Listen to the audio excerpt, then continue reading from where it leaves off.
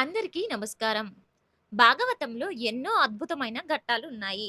అందులో అత్యంత పవిత్రమైనది విన్నవారికి మరియు చదివిన వారికి వివాహ బంధంలో ఎలాంటి ఒడిదుడుకులు లేకుండా సుఖ సంతోషాలు ఇచ్చే ఘట్టం రుక్మిణి కళ్యాణం.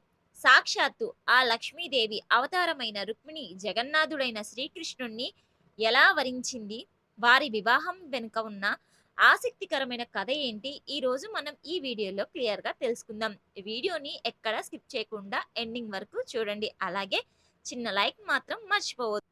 అనగనగా విదర్భ దేశం, దానికి రాజధాని కుండినాపురం. ఆ రాజ్యాన్ని భీష్మకుడు అనే మహారాజు పరిపాలిస్తూ ఉండేవారు. ఆయనకు 5గురు కుమారులు, ఒక కుమార్తె. ఆ కుమార్తె పేరు రుక్మిణి. లక్ష్మీదేవి అంశంతో జన్మించిన రుక్మిణి చిన్నతనం నుంచే ఎంతో గుణవంతురాలు మరియు రూపవతి. రుక్మిణి పెరిగి పెద్దవుతున్న కొద్దీ తన రాజభవనానికి వచ్చే మహర్షులు మరియు యాత్రికుల ద్వారా ద్వారాధికసుడైన శ్రీకృష్ణుడు రూపం, ఆయన గుణాలు, ఆయన వీరత్వం గురించి వింటూ పెరిగింది. కృష్ణుణ్ణి చూడకుండానే ఆమె మనస్సులోని ఆయనను భర్తగా భావించింది. శ్రీకృష్ణుడిపై ఆమె పెంచుకున్నది మామూలు ప్రేమ కాదు, అది పరమాత్మ పైన జీవాత్మకు ఉండే అనన్యమైన భక్తి. కూతురు పెళ్లి వయసుకు రావడంతో తండ్రి భీష్మకుడు కృష్ణుడికి ఇచ్చి పెళ్లి చేయాలనుకున్నాడు. కానీ రుక్మిణికి పెద్దన్న ఆయన రుక్మిణికి శ్రీకృష్ణుడంటే విపరీతమైన ద్వేషం. కృష్ణుడు యాదవ వంశానికి చెందినవాడని, గోపాలుడని చులకనగా చూసేవాడు. రుక్మిణి చేది దేశపు రాజైన శిశుపాలుడు ప్రాణ స్నేహితుడు, ఎలాగైనా తన చెల్లిని శిశుపాలుడికి ఇచ్చి పెళ్లి చేయాలని రుక్మిణికి పట్టుబడ్డాడు. తండ్రిని ఎదిరించి బలవంతంగా శిశుపాలుడితో రుక్మిణి వివాహాన్ని నిశ్చయించారు. పెళ్లి ముహూర్తం కూడా కుదిరింది. లగ్న పత్రికలు కూడా పంపేసేశారు. రుక్మిణి కన్నీళ్లతో లేఖ రాస్తుండడం ఒక వృద్ధ బ్రాహ్మణుడు ఆ లేఖను తీసుకొని ద్వారకకు ప్రయాణమయ్యాడు. ఈ వార్త విన్న రుక్మిణి గుండె పగిలిపోయింది. కృష్ణుడు తప్ప అన్యుణ్ణి తలవనని ఆమె ఈ ఘోరాన్ని ఎలా తట్టుకోగలదు? ఆత్మహత్య చేసుకోవడం పాపం. అలాగని శిశుపాలుని పెళ్లి చేసుకోలేదు. అప్పుడు ఆమె ఒక సాహసోపేతమైన నిర్ణయాన్ని తీసుకుంది. ఎంతో నమ్మకస్తుడైన అగ్నిదోత్యుడు అనే వృద్ధ బ్రాహ్మణుని పిలిచింది. తన మనస్సులోని మాటను, కృష్ణుడిపై ఉన్న ప్రేమను 7 శ్లోకాలలో ఒక లేఖగా రాసి ఆయన చేతికి ఇచ్చింది. స్వామి, ఈ లేఖను ఎలాగైనా ద్వారకాలో ఉన్న శ్రీకృష్ణుడికి అందజేసి నన్ను కాపాడండి అని వేడుకుంది. ఆ బ్రాహ్మణుడు రాత్రి పగళ్ళు ప్రయాణించి ద్వారకకు చేరుకున్నాడు. ద్వారకా నగరం వైభవం. శ్రీకృష్ణుడు సింహాసనం పైన కూర్చుని ఉండగా బ్రాహ్మణుడు రావడం, కృష్ణుడు ఆయన కాళ్ళు కడిగి లేఖను అందుకోవడం.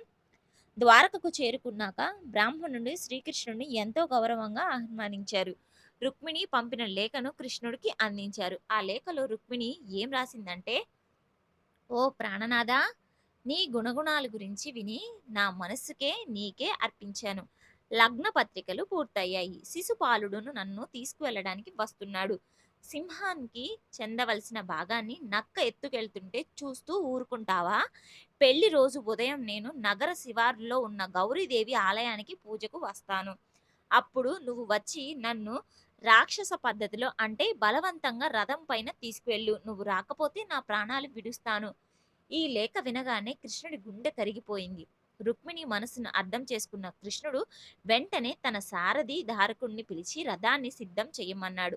బ్రాహ్మణ్ణి రథం పైన ఎక్కించుకొని కుండినాపురానికి వాయువేగంతో దూసుకువెళ్తాడు.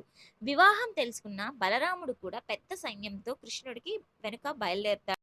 ఇటు కుండినాపురంలో పెళ్లి వేడుకలు మొదలయ్యాయి. శిశుపాలుడు, జరసంధుడు వంటి రాజులంతా వచ్చారు.